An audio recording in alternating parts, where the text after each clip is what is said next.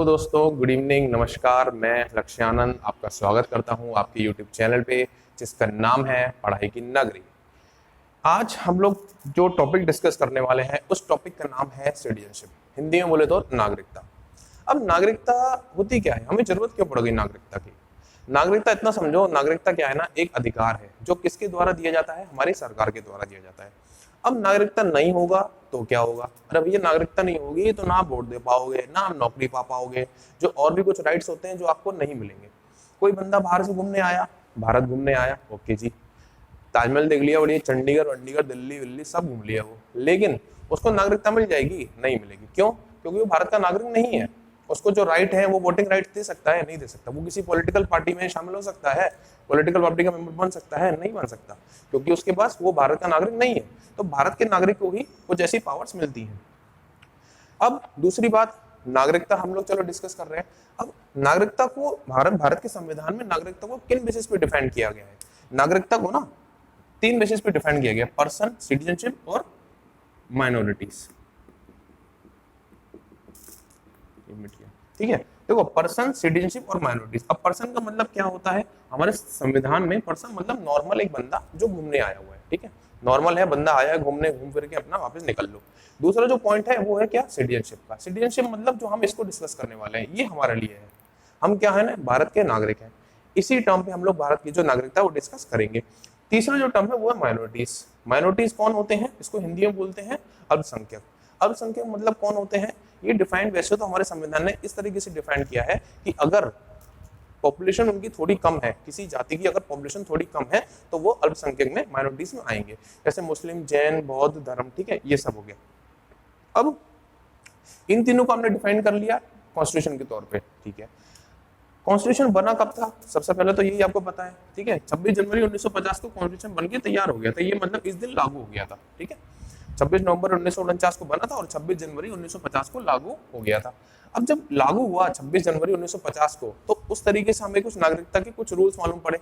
अब देखो, सबसे पहले ये याद रखो कि जो नागरिकता है, जो सिटीजनशिप हम लोग जो पढ़ने जा रहे हैं, वो कॉन्स्टिट्यूशन के कौन से पार्ट में है? कॉन्स्टिट्यूशन के सेकंड पार्ट में, कॉन्स्टिट्यूशन के सेकंड पार्ट में आर्टिकल 5 से 11 में हमें नागरिकता के बारे में वर्णन मिलता है, ठीक है। संविधान में पार्ट सेकंड में आर्टिकल 5 से 11 में हमें सिटीजनशिप के बारे में पढ़ने को मिलता है। इतना समझ में आ गया? अनुच्छेद 5 से 11। अब आर्टिकल 5 क्या कहता है? देखो, ये जो चीजें है ना, ये बेसिक है। आपको पर्सन के तौर पे, सिटीजन के तौर पे, माइनॉरिटीज के तौर पे आपको सिटीजनशिप पढ़नी है, नागरिकता। उसके बाद किस पार्ट में है? पार्ट 2 में है, आर्टिकल 5 से 11 में है। अब कुछ आर्टिकल्स डिफाइन किए हैं किसने? संविधान ने। आर्टिकल 5 क्या कहता है? सबसे मेन, सबसे इंपॉर्टेंट जो फर्स्ट आर्टिकल आता है सिटीजनशिप में हमारे में, वो आता है आर्टिकल 5। अनुच्छेद 5 क्या कहता है? अनुच्छेद 5 ये कहता है कि आप भारत के नागरिक तब होगे अगर आप सिटीजनशिप हो बाय डोमिसाइल, मतलब आप यहीं पे रहते हो। डोमिसाइल का जो वर्ड है ना, ये इसलिए यूज किया हुआ है कि आपका यहाँ पे परमानेंट रेजिडेंस है। कहाँ पे? इंडिया में। इंडिया में अगर आपका परमानेंट रेजिडेंस है तो आप क्या हो? भारत के नागरिक हो। एक तो ये टर्म डिफाइन हो गया। और अब देखो क्या हुआ, जब 1947 में बंटवारा हुआ तो कुछ लोग पाकिस्तान चले गए, कुछ लोग भारत आ गए, तो अफरा तफरी का माहौल मचा हुआ था, ठीक है, लड़ाइयां मारकाट भी हो रही थी। तो उस समय ना कुछ लोगों को लगा यार हम लोग तो बाहर हैं, और कुछ क्रांतिकारी बाहर भी तो लड़ रहे थे, कुछ फ्रीडम फाइटर्स बाहर भी तो लड़ रहे थे। लाला हरदयाल थे, वो सेंट फ्रांसिस्को में उन्होंने पार्टी बनाई थी। तो अब उनको क्या नागरिकता नहीं मिलेगी वो अगर बाहर है और देश आजाद हो गया उस समय? तो उनको क्या हुआ, उसी के लिए फिर बेसिस पे क्या हुआ कि उन्होंने, भारत सरकार ने, संविधान ने कानून बनाया जिसके तहत इन तीनों में से एनी वन,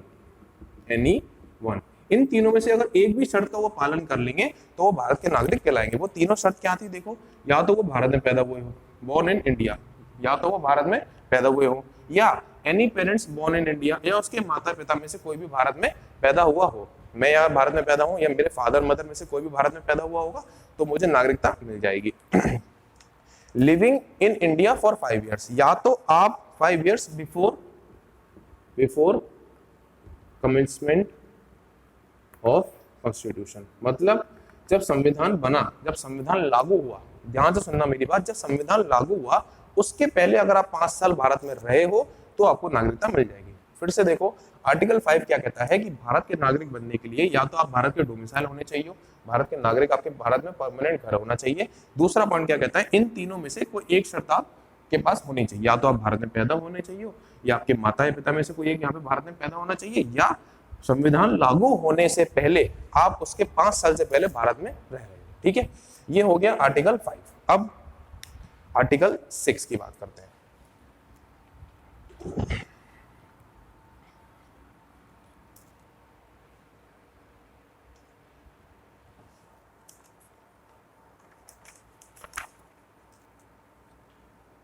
अब देखो आर्टिकल 6 क्या कहता है।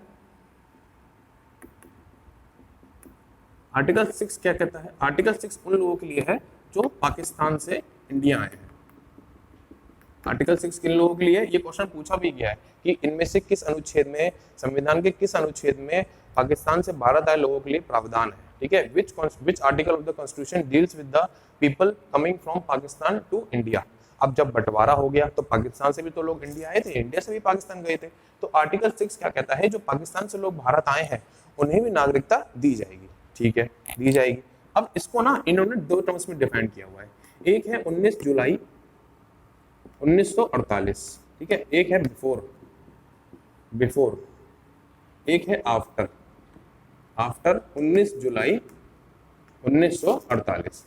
19 जुलाई 1948 से पहले जो भारत में आए थे और 19 जुलाई 1948 के बाद जो भारत में आए थे। अब देखो 19 जुलाई 1948 से पहले जो भारत में आ गए वो तो अपने आप नागरिक बन गए। चलो चलो चलो चलो फटाफट नागरिक बोल लो, नागरिक बोल लो, नागरिक बोल लो, ठीक है। क्योंकि 19 जुलाई भारत सरकार ने बोला कि 19 जुलाई 1948 से पहले जो हमारे भारत में आ गया पाकिस्तान से, याद रखना पाकिस्तान की बात हो रही है, साउथ अफ्रीका की बात नहीं हो रही है। तुम कहोगे साउथ अफ्रीका रशिया, नहीं, 19 जुलाई 1948 से पहले जो हमारे भारत में आ गया उसको हम भारत का नागरिक वैसे ही मान लेंगे। अब अगर इसके बाद अगर तुम्हारा ट्रेन लेट हो गई बेटा, तुमने 19 जुलाई 1948 के बाद तुमने सोचा चलो चलो भारत चल रहे हैं, तो फिर तुम्हें कुछ शर्तें माननी पड़ेंगी। अब वो शर्तें कैसी है ये देखो।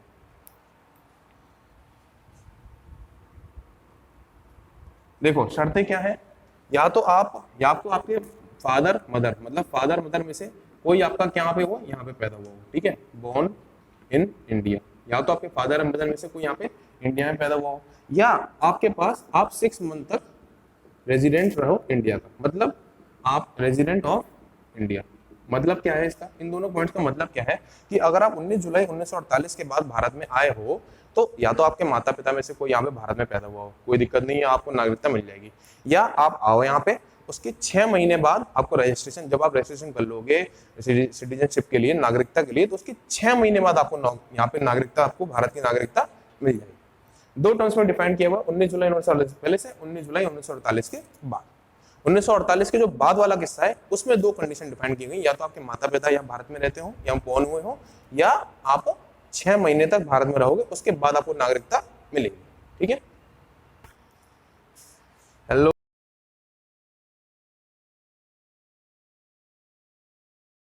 अब आर्टिकल 6 और आर्टिकल 7 में ना थोड़ी सिमिलरिटी है और थोड़ा डिफरेंस है। अब देखो क्या है वो देखते हैं। आर्टिकल 6 किसके लिए? आर्टिकल 6 उन लोगों के लिए है जो पाकिस्तान से भारत में आए थे, और आर्टिकल 7 उन लोगों के लिए जो भारत से पाकिस्तान में गए थे। अब आर्टिकल 6 में ये कहते हैं कि जो लोग पाकिस्तान से भारत में आए हैं उनके लिए 2 क्लॉज बनाए गए हैं, ठीक है। अब पाकिस्तान से भारत भी कुछ लोग आए थे और भारत से पाकिस्तान भी कुछ लोग गए थे।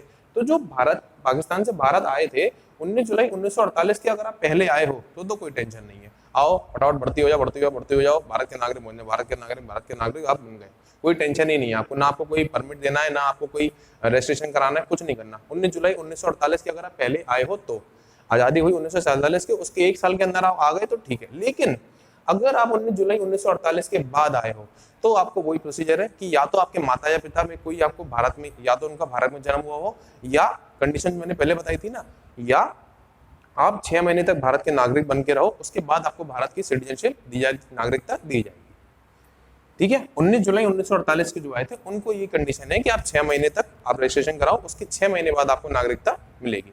अब आर्टिकल 7 क्या कहता है? आर्टिकल 7 उन लोगों के लिए है जो भारत से पाकिस्तान में चले गए, जो भूले भटके लोग थे, ठीक है। अब देखो क्या हुआ, यहाँ पे जो इन्होंने ईयर यूज किया है ना, यहाँ पे 19 जुलाई 1948 की बात हो रही है, यहाँ पे 1947। अब तुम कहोगे सर ये तो आजादी के पहले हुआ। देखो 1947 में हमारे देश को आजादी मिली, लेकिन 1945 के एंड से ही ये मतलब प्रचलन हो गया था कि हाँ विभाजन तो होना तय है।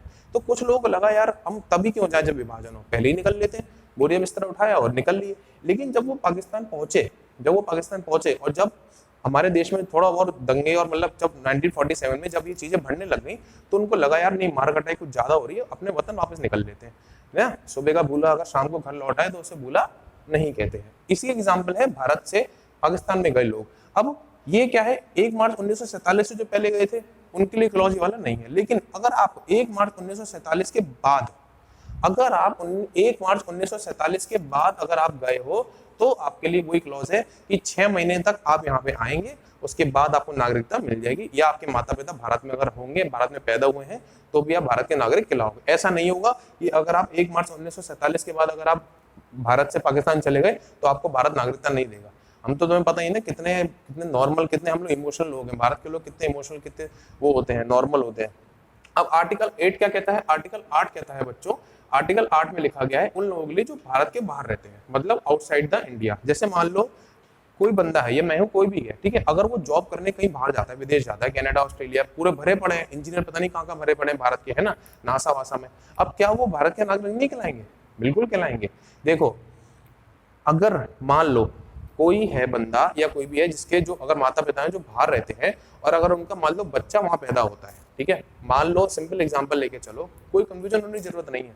मैं हूँ, मैं और मेरी वाइफ हम लोग चले गए यूएसए, मैं वहाँ पे यूएसए में काम करता हूँ।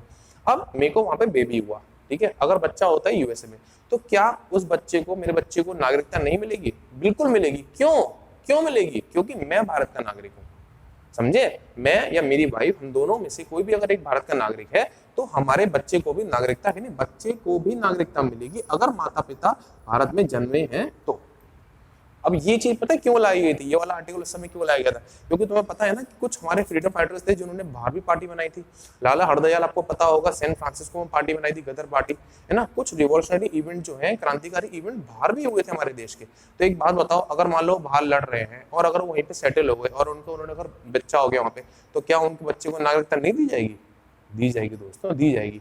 ठीक है, तो आर्टिकल 6, 7, 8 ये इतना याद रखना। आर्टिकल 6 है पाकिस्तान से भारत जाने के लिए और आर्टिकल 7 है भूले बिसरे लोगों के लिए जो भारत से पाकिस्तान चले गए थे। ठीक है, अब देखो, अब आर्टिकल हम 9, 10 की बात करते हैं, 10 और 11 की। देखो आर्टिकल 9, अनुच्छेद 9 हमारे संविधान में क्या कहता है? आर्टिकल 9 हमारे संविधान में ये कहता है कि अगर आप विदेशी नागरिक हो, अगर आप भारत के नागरिक हो लेकिन अगर आप बाहर जॉब करने गए, ठीक है, तो अगर आप बाहर जॉब करने गए तो आपने किसी और देश की आपने नागरिकता ले ली। मैं यूएसए गया, मैंने यूएसए की, एक होता है परमानेंट रेजिडेंट और एक होता है सिटीजनशिप, दोनों अलग अलग टर्म है, याद रखना।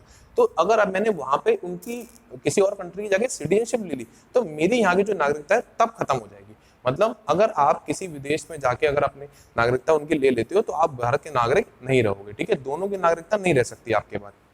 आर्टिकल 9 इसके लिए है, विदेशी जो भारत में जो विदेशी नागरिक अगर आप ले लेते हो तो उनकी हटने के लिए। आर्टिकल 10 क्या कहता है? देखो आर्टिकल 10 कहता है नागरिकता जारी रखने के लिए कंटिन्यूएशन ऑफ सिटीजनशिप। अब आर्टिकल 10 जो है ना, आर्टिकल 10 अब आपका ये भी कहता है कि अगर मान लो मैं हूं, ठीक है, और मेरी जो है नागरिकता कोई भी आगे खत्म कर देगा? नहीं, आपकी नागरिकता तब तक खत्म नहीं हो सकती जब तक आप कोई गैर कानूनी काम या ऐसा कुछ काम जो सरकार के पॉलिसी में, सरकार के जो हमारे जो कानून है उसके विरुद्ध हो। ठीक है, ऐसा नहीं है जैसे मैं पावर में आया तो मैंने सामने वालों की वो नागरिकता ही खत्म कर दी। जब नागरिकता नहीं रहेगी तो वो पार्टी में खड़े ही नहीं हो पाएंगे ना।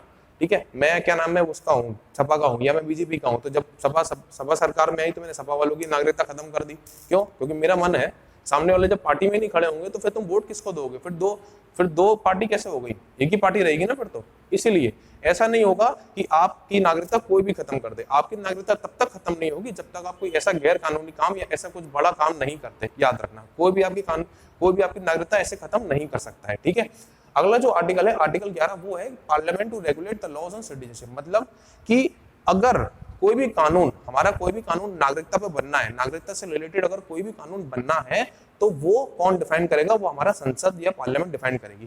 किसके अंडर? Home ministry. मतलब जो मंत्रालय है, कौन सा मंत्रालय हमारे ये डिफाइन करेगा? गृह मंत्रालय। होम मिनिस्ट्री इसको डिफाइन करेगी, किसको? सिटीजनशिप वाले लॉस को। ठीक है, 9 क्या है? विदेशी नागरिक के लिए ऊपर है।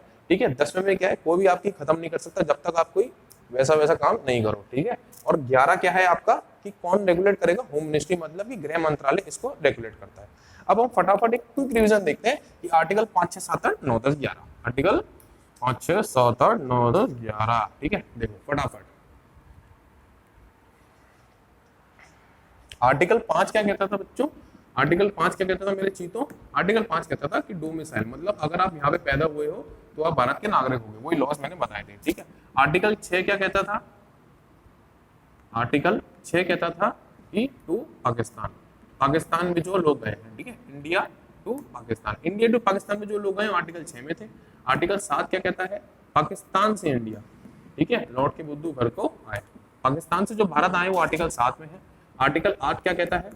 ये आउटसाइड इंडिया, आउटसाइड जो भारत विदेशी जो लोग रह रहे हैं, बाहर मतलब हमारे देश के बाहर जो लोग रह रहे हैं उसके लिए आर्टिकल है आउटसाइड ऑफ इंडिया। आर्टिकल 9 क्या कहता था? आर्टिकल 9 क्या कहता था? आर्टिकल 9 क्या कहता था कि अगर आप मान लो कि आपका कोई कंटिन्यूएशन में है, ठीक है, लेकिन एक बात याद रखना कि अगर आपने विदेशी नागरिकता ले ली है ना, विदेशी नागरिकता वाला है, विदेशी नागरिकता, विदेशी नागरिकता, आर्टिकल 10 क्या कहता था? कंटिन्यूएशन, ठीक है, continuation of citizenship, continuation of citizenship, कोई आपको आर्टिकल आपका हटा नहीं सकता, ठीक है। और आर्टिकल लास्ट 11 क्या कहता था? आर्टिकल 11 कहता था कि लॉस कौन डिफाइन करेगा? होम मिनिस्ट्री, ठीक है, होम मिनिस्ट्री, होम मिनिस्ट्री। एक बार फिर से रिवीजन करा रहा हूं मेरी चीज, तो फटाफट देख लो इधर। आर्टिकल 5 क्या कहता था? डोमिसाइल से रिलेटेड है, क्वेश्चन आएगा एग्जाम में पक्का आएगा, देख लेना एक नंबर पे अगर आया तो कि आर्टिकल 6 या 7 किससे रिलेटेड है, 5 किससे। याद रखना क्वेश्चन एग्जाम में एसएससी में 2 साल पहले पूछा था कि कौन सा आर्टिकल है, मतलब कि कौन सा आर्टिकल है, कौन सा अनुच्छेद है हमारे संविधान में जो भारत से पाकिस्तान आए हुए लोगों के लिए, भारत से पाकिस्तान गए लोगों के लिए। याद रखना इन दोनों में डिफरेंस है, पाकिस्तान से जो भारत आए हैं वो आर्टिकल 7 है, ठीक है, और आर्टिकल 6 क्या है? इंडिया से जो पाकिस्तान गए हैं। आर्टिकल 8 क्या कहता है? जो भारत के बाहर रह रहे हैं। आर्टिकल 9 क्या कहता है? विदेशी नागरिकता अगर ले लोगे तो यहाँ से नागरिकता से अपनी हाथ धोना पड़ेगा। आर्टिकल 10 क्या कहता है? कंटिन्यूएशन ऑफ सिटीजनशिप, आपकी सिटीजनशिप कोई हाथ नहीं लग रहा जब तक आप वैसे काम ना कर दो, ठीक है। आर्टिकल क्या कहता है? लॉस कौन बनाएगा? पार्लियामेंट बनाएगी, मतलब या तो होम मिनिस्ट्री गृह मंत्रालय, इसके अंडर में लॉस, मतलब गृह मंत्रालय ही आपको क्या देगी? सिटीजनशिप देगी, ओके। अब देखो सिटीजनशिप अमेंडमेंट एक्ट की, देखो सिटीजनशिप अमेंडमेंट एक्ट 1955, नागरिकता अधिनियम 1955। अब क्या हुआ जब हमारे ये पास्ट टाइप के जैसे हमने कानून देख लिए, आर्टिकल देख लिए, 5 से 11 जो है वो हमारे संविधान में किससे रिलेटेड है? सिटीजनशिप रिलेटेड है। अब भारत सरकार ने देखा, याद रखना अगर आपको कोई पूछता है, अगर कोई पूछता है कि जो सिटीजन अमेंडमेंट एक्ट था, नागरिकता अधिनियम जो था, नागरिकता कानून अधिनियम जो था, ये क्या संविधान में लिखा गया था? नहीं, याद रखना इसको संविधान में नहीं लिखा गया था। ये कब आया था? 1955 में आया था। इसको कब लाया गया था? 1955 में आया था। अब ये 55 ये हमारा क्या करता है? ये हमें वो तरीके बताता है जिससे तहत हम लोग भारत की नागरिकता ले सकते हैं, ठीक है। ये तो हमने आर्टिकल हो गया कि पाकिस्तान से भारत आए, भारत से पाकिस्तान चले गए, कोई आउटसाइड रह रहा है, वो तो आर्टिकल में हमने बता दिया था। अब देखो कि अगर आपको भारत की नागरिकता लेनी है, अगर आपको भारत की नागरिकता लेनी है तो आपको कौन से आपको टाइप है जिसमें भारत की नागरिकता आप ले सकते हो। याद रखना सबसे पहला क्वेश्चन जो वो पूछेगा यही पूछेगा कि जो सिटीजनशिप अमेंडमेंट एक्ट है या भारत की नागरिकता लेने के लिए to become the citizen of India कितने टाइप है? याद रखना 5 टाइप है। 5 तरीके से आप भारत की नागरिकता ले सकते हो। देखो पहली नागरिकता है, पहला जो तरीका है ना वो है जन्म, माने बाय बर्थ। सिंपल है, अगर कोई भी बंदा, कोई भी बच्चा अगर भारत में जन्म लेता है तो भारत का नागरिक बन जाएगा, ठीक है। अब क्या ये सही था? कुछ सोचो, अगर कोई भी भारत का मतलब भारत में आया और उसने जन्म ले लिया तो भारत का नागरिक बन जाएगा। वैसी पॉपुलेशन बहुत कम है हम लोगों की, है ना, मतलब इससे पता है गलत इसको थोड़ा सुधारा क्यों गया था 1986 में, क्यों सुधारा गया था? जैसे मान लो कि जो टेररिस्ट कंट्रीज हैं, ठीक है, जैसे पाकिस्तान वगैरह है, जैसे पाकिस्तान में उन्होंने देखा कि हाँ चलो बच्चा पैदा होने वाला है, चलो बेगम 8 बेगम ली, 8 बेगम को फ्लाइट में बिठाया, करके लैंड हो गए कहाँ पे? भारत में बच्चे को जन्म दे दिया, उनके बच्चे की जो नागरिकता है वो भारत हो जाएगी। फिर वो आगे जाके अलकायदा, फलकायदा, हुंकायदा, भंकायदा, पता नहीं क्या क्या बन जाता है। तो ये चीज सोच के देखो, है ना, मतलब भारत में जो भी जन्म लेगा, जो भी अनसेंड ये वो नाइजीरिया, युगांडा, पता नहीं कहाँ से आगा, ये भी जन्म ले लो। वैसे ही भारत की पॉपुलेशन इतनी है, तब भारत ने सोचा नहीं यार गलत हो रहा है यार, ये वास्तव में गलत हो रहा है यार, मैं सही बता रहा हूँ। ऐसे जन्म लेते रहे तो हमें बाहर भेज जाएगा, हमारे लिए गद्दे नहीं बचेंगे, किसी और गद्दा ले जाएगा। फिर क्या हुआ? फिर 1986 में एक रूल चेंज किया गया। उन्होंने बोला कि अगर कोई बच्चा, सॉरी बंदा कह रहा हूँ, बंदा तो जन्म नहीं लेगा भैया, अगर कोई बच्चा भारत में जन्म लेता है तो 1986 में ये नियम लिया गया कि उसके माता या पिता में से कोई अगर भारत का नागरिक होगा तभी उसको नागरिकता मिलेगी। समझ आई?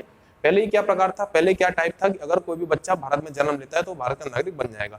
फिर जब थोड़ी दिक्कतें आने लगी तो उनको लगा ये सही नहीं है, तो 1986 में क्या नियम आया कि माता या पिता में से कोई भी अगर भारत का नागरिक होगा तो ही उस बच्चे को भारत की नागरिकता दी जाएगी।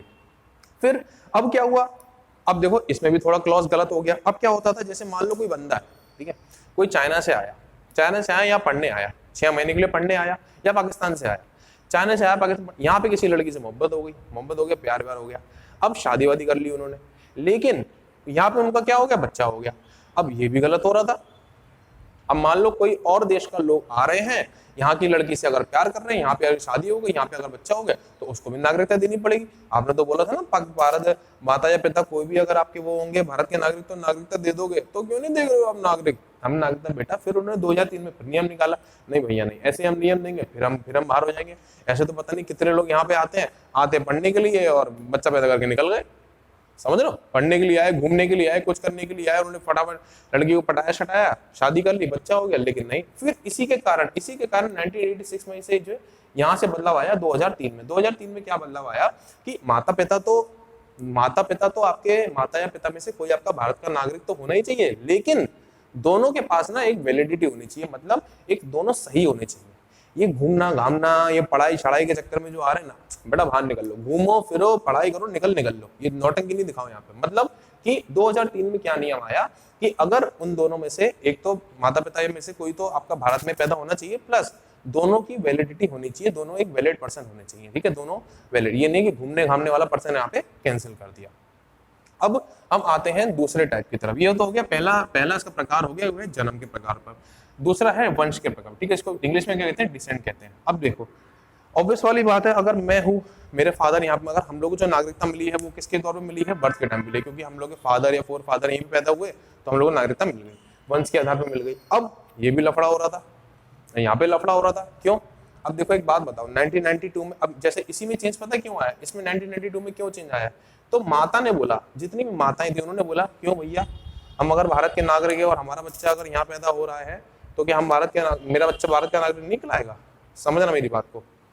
जैसे मान लो एग्जांपल ले लो तुम सानिया मिर्जा का। सानिया मिर्जा कौन है? सानिया मिर्जा इंडियन है, पिता कौन है? पाकिस्तानी है। क्या नाम है पिता, भाई साहब पिता का? शोएब मलिक जी नाम है। अब शोएब मलिक कौन है? शोएब मलिक कौन है? पाकिस्तानी है। तो क्या सानिया मिर्जा के बेटे को या बेटी को, जो भी होगा या जो भी हुआ है, सॉरी, ठीक है, तो उसको क्या नागरिकता नहीं मिलेगी? सोच के देखो, सानिया मिर्जा कौन है? इंडियन है, इंडियन टीम की तरफ से वो टेनिस खेलती हैं, और सानिया और शोएब मलिक जो है वो पाकिस्तान के हैं, तो दोनों का विवाह हो गया। माता कहाँ की है? भारत की है, लेकिन हमारा अधिनियम तो ये कहता है कि पिताजी जो है वो भारत के होने चाहिए। पिताजी अगर आपके भारत में पैदा हुए हैं या आपके भारत के नागरिक हैं तो आपको भारत की नागरिकता मिलेगी। तो फिर इस नियम को चेंज किया गया 1992 में, तब बोला गया कि माता या पिता, ठीक है, माता या पिता दोनों में से अगर कोई भारत का नागरिक है तो आपको भारत की नागरिकता मिल जाएगी। तो 18 साल का मतलब, जैसे अगर जो सानिया मिर्जा का लड़का है, जब वो 18 साल का हो जाएगा ना, तब उसके ऊपर चॉइस है कि वो भारत का नागरिक बनना चाह रहा है या वो पाकिस्तान का नागरिक बनना चाह रहा है। ये हो गया क्या? वंश के आधार पर। अब तीसरा क्या है? पंजीकरण, रजिस्ट्रेशन। अब मान लो कोई विदेश से आया, घूमने आया, देखो बहुत जो हम लोग कहते हैं कि हमारा भारत ऐसा है, हमारा भारत वैसा है, लेकिन बहुत ऐसे हैं, बहुत विदेशियों को, फॉरेनर्स को भारत बहुत ज्यादा पसंद आता है, और कुछ तो यहीं पे सेटल हो जाते हैं। अब अगर वो सेटल्ड हो गए तो क्या उनको तुरंत भारत का नागरिक बना देंगे? नहीं। उसके लिए जो हमारी संविधान में जो लिखा गया है, वो लिखा गया कि 7 साल, आप 7 साल तक आप पहले आप मतलब रजिस्ट्रेशन जो कराएंगे, आप 7 साल तक पहले आप यहीं पे रहेंगे, उसके बाद आपको नागरिकता मिलेगी, ठीक है। ऐसा नहीं कि आप आए घूमने फिरने के लिए आए और आप बाहर से आए, आपने रजिस्ट्रेशन कराया तो आपको नागरिकता तुरंत मिलेगी, नहीं। नागरिकता आपको तब मिलेगी जब आप 7 साल के लिए भारत में रहेंगे, तब आपको जाकर नागरिकता मिलेगी, याद रखना ये बात, ठीक है। अब जो चौथा तरीका है वो है नेचुरलाइजेशन का, ठीक है। इसको हम क्या कहते हैं? इसको तरीका क्या है? देखो, इसका सबसे बड़ा एग्जाम्पल है अदनान सामी। अदनान सामी जी, अब देखो ये है कौन? अदनान सामी कौन थे, मतलब सॉरी कौन है? अदनान सामी क्या है? पाकिस्तान के एक सिंगर है, ठीक है। उनको चाहिए भारत की नागरिकता। आराम सुनना, समझना आराम से। अदनान सामी पाकिस्तान के कौन है? सिंगर हैं, उनको चाहिए क्या? भारत की नागरिकता। ठीक है भैया, आ जाओ। उन्होंने रजिस्ट्रेशन कर दिया, रजिस्ट्रेशन कर दिया। अब क्या नाम है, हाँ, अब 10 साल, देखो याद रखना, अगर इसके ना इसका एक मतलब ये एक तरीका है। अगर आपने रजिस्ट्रेशन कर दिया, प्लस आपको किसी एक मतलब कला विज्ञान या साइंटिस्ट या मतलब आपको किसी एक उसमें विषय में रुचि होनी चाहिए, अच्छी खासी रुचि, मतलब अच्छी खासी रुचि। ये नहीं कि हमने 4 गाने गा दिए मैं तेरे बिन तो आपको हम ले लेंगे, हाँ भाई आप तो बड़े बढ़िया सिंगर है पाकिस्तान के, अमेरिका का कोई बॉलर आ गया, यार क्या बॉलिंग करता है यार, तो इंग्लैंड का बॉलर आ जाए स्टुअर्ट ब्रॉड आ जाए बोलने, यार एक काम करो मुझे नागरिकता दे दो, मुझे बड़ा पसंद है भारत। ऐसे नागरिकता नहीं मिलनी भैया। पहले तो आपको देखो कुछ शर्तें हैं, आपको कला विज्ञान साइंटिस्ट आपकी किसी अच्छी चीज में रुचि होनी चाहिए, पहली चीज, ठीक है। आपको दूसरी चीज क्या है, आपको भाषा। भारत के संविधान में हमारे शेड्यूल में ना 22 लैंग्वेज में लिखा गई है, मतलब क्या 22 लैंग्वेज 22 भाषा को आधार पर रखा गया, मतलब 22 भाषा हमें संविधान में लिखी गई। उन 22 भाषा में से एक भाषा, कोई एक भाषा आपको आनी चाहिए, तो आप इसके अंदर आओगे। और पहले क्या था ना 10 साल तक, आप 10 साल तक भारत में रहिए, उनकी परंपराओं को हमारी चीजों को समझिए। अब इन्होंने 5 साल कर दिया है 2019 के एक्ट के तहत, ठीक है, प्लस 1 साल। फिर से समझना आराम से, नेचुरलाइजेशन का मतलब क्या होता है, अगर आपकी किसी एक अच्छे कंसेप्ट, एक अच्छे सब्जेक्ट पे अगर आपकी रुचि है और आप उसमें बहुत अच्छे हैं, कला विज्ञान शेर संगीत साइंटिस्ट कोई भी, प्लस आपको कोई भी एक भारत की भाषा अच्छे से आती है, ठीक है। तीसरा, आप 10 साल तक पहले होता था लेकिन अब 5 साल तक आप भारत में रहिए, उन हमारी संस्कृति को समझिए, हमारी परंपराओं को समझिए, ठीक है, हम कैसे हम लोग कैसे रहते हैं उनको समझिए, तब जाके आपको भारत की नागरिकता मिलेगी, याद रखना, ठीक है। ये चौथा नियम हो गया। फिर से एक बार नॉर्मल तरीके से बता रहा हूँ, ये 5वां रह गया। एक होता है बाय बर्थ, बर्थ में वही बताया था, आएंगे वो हो रहा है वो तालिबान वालिबान, ठीक है, आए यहाँ पे पटक दिए, यहाँ पे जन्म होते गए, फिर इसके नियम चेंज लाए 1986 में, माता पिता, और 2003 में दोनों सही होने चाहिए। दूसरा, वंश के आधार पर, खाली पहले पिता थे फिर कौन हो गई, माता पिता हो गए, ठीक है, माता पिता में से कोई भी एक होगा तो आपका मामला डन हो जाएगा। तीसरा क्या है, पंजीकरण रजिस्ट्रेशन के आधार पर 7 साल तक यहाँ पे रहोगे तो मामला डन हो जाएगा। चौथा क्या है, नेचुरलाइजेशन, मतलब कला विज्ञान वही सब आप एक से में रुचि होनी चाहिए, 5 साल तक यहाँ पे रहो और कोई एक लैंग्वेज आपको अच्छे से आनी चाहिए, जैसे अनजान सामियों को हिंदी अच्छे से आती है। और जो लास्ट इसका तरीका है, मैंने 5 तरीके बताए ना, इसके अभी मैंने 4 बताए, ठीक है, इसके मतलब कितने होते हैं, 5 होते हैं। 5 जो लास्ट तरीका है वो कौन सा है, जो लास्ट तरीका है उसको हम कहते हैं incorporation of union territory, incorporation of union territory.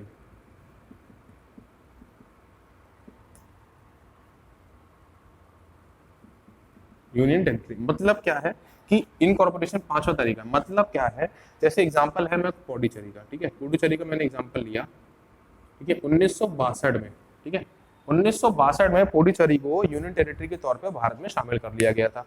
अब अगर मैंने पुडुचेरी को भारत के तौर पे भारत में शामिल कर लिया गया एज अ केंद्र शासित प्रदेश के तौर पे, तो क्या वहां के लोगों को हम नागरिकता नहीं देंगे, वहां के लोगों को हम नागरिकता देनी पड़ेगी, वहां के लोगों को हम नागरिकता देंगे। इसको 5वां तरीका, इसको हम कहते हैं इनकॉर्पोरेशन ऑफ यूनियन टेरिटरी। मतलब कि अगर किसी हमने कोई पार्ट, ठीक है, जैसे तेलंगाना था, हैदराबाद से तेलंगाना अलग हुआ, तो जो तेलंगाना के लोग थे क्या उनको नागरिकता नहीं मिली, अपने आप उनको नागरिकता मिल गई। यूनियन टेरिटरी के तौर पे पुडुचेरी को 1962 में भारत में शामिल किया गया था, तो वहां के लोगों को अपने आप नागरिकता मिल जाएगी, ठीक है। ये है इसका पांचवा जो है इनकॉर्पोरेशन ऑफ यूनियन टेरिटरी, ठीक है। अब देखो नागरिकता यहाँ तो मिल गई, याद रखना नागरिकता मिलने के हैं 5 तरीके, जीने के हैं 5 दिन, मतलब नागरिकता मिलने के हैं 5 दिन और छोड़ने के हैं 3 तरीके, ठीक है, मरने के हैं 3 दिन, ठीक है। देखो नागरिकता मिलने के हैं 5 दिन और नागरिकता मिलने के हैं 3 दिन। लॉस ऑफ सिटीजनशिप, ठीक है, पहला आपका कौन सा है, बाय रिन्यूएशन, CIA रिन्यूएशन, मतलब हिंदी में बोलो तो मतलब त्याग, ठीक है, पहला तरीका है। डस्टर में बोला बाय टर्मिनेशन, ठीक है, और तीसरा है बाय डिप्रिवेशन। अब देखो डिप्रिवेशन लिख लेते हैं, बाय डिप्रिवेशन। अब देखो इसका ना मतलब क्या है, ठीक है, ये वही है अनदर कंट्री के अगर आपने नागरिकता ले ली। अब देखो रिन्यूएशन मतलब सीधी बात है त्याग का मतलब आपको पता ही है, अगर आपने नागरिकता हमारे भारत की छोड़ दी, अब बोल के चलेगा भैया मैं यहाँ पे नहीं रहना चाहता, मतलब मैं किसी और देश में जा रहा हूँ, वहाँ की नागरिकता ले रहा हूँ, तो मैं यहाँ की नागरिकता छोड़ दूंगा, ओके भैया छोड़ दे, निकल ले। त्याग का मतलब हो गया रिन्यूएशन। दूसरा क्या टर्म है, बाय टर्मिनेशन। टर्मिनेशन मतलब क्या है, वही वाला जो मैंने आपको बताया था, अगर आपने किसी और देश में जाके किसी और देश की नागरिकता ले ली तो आप किस में आओगे, सेकंड वाले, आपकी नागरिकता यहाँ से खत्म हो जाएगी। तीसरा क्या है, डेप्रिवेशन। मतलब क्या होता है इसका, आप आए, कोई फॉरेन बन के आए, आपने प्रोसेस किया, 7 साल आप रहे 2-3 साल ही, लेकिन आपने पंजीकरण दिखा के, नौटंकियां दिखा दिखू के वो पेपर वगैरह जमा करा दिया, फिर आपने बोला मैं 7 साल 10 साल ले लिया, 7 साल ले लिया, अब मुझे नागरिकता दे दिया, नागरिकता आपकी मिल गई, लेकिन जब कार्रवाई हुई तो पता चला आपने फ्रॉड किया है। जब आपने फ्रॉड किया है तो आपको यहाँ से धक्के मार के बाहर निकाल सकते हैं। ठीक है जी। सिटीजनशिप पाने के, नागरिकता पाने के 5 तरीके, जीने के हैं 5 दिन और मरने के हैं 3 दिन। ठीक है, मतलब छोड़ने के हैं 3 दिन। ठीक है, सिटीजनशिप पाने के, नागरिकता पाने के हैं 5 दिन और छोड़ने के कितने तरीके हैं, 3 तरीके। याद रखना, ये भी एग्जाम में आता है। पहला क्या है, त्याग। दूसरा क्या है, मतलब किसी और कंट्री में जाना। तीसरा क्या है, डेप्रिवेशन। ठीक है, ये आज का हमारा टॉपिक था, सिटीजनशिप। कोशिश करता हूँ, उम्मीद करता हूँ कि आपको वीडियो पसंद आया होगा। अपने कमेंट्स बॉक्स में, हमारे कमेंट बॉक्स में बिल्कुल जरूर लिखें। Thank you so much for watching this video guys. और कोई भी डाउट हो, कोई भी अगर आपको बात लिखनी हो तो कमेंट बॉक्स में लिख सकते हैं। Thank you so much. और सुनो यार, अब मेरी बात सुनो। देखो क्या है कि जो एफर्ट तो लगता है, देखो आप थोड़ा क्या मतलब, तो लाइक शेयर एंड सब्सक्राइब। अगर आप थोड़ा लाइक शेयर सब्सक्राइब कर दें तो अच्छा होगा। Thank you. अरे कर दो यार, कर दो मेरे चीतों। Thank you guys, thank you so much.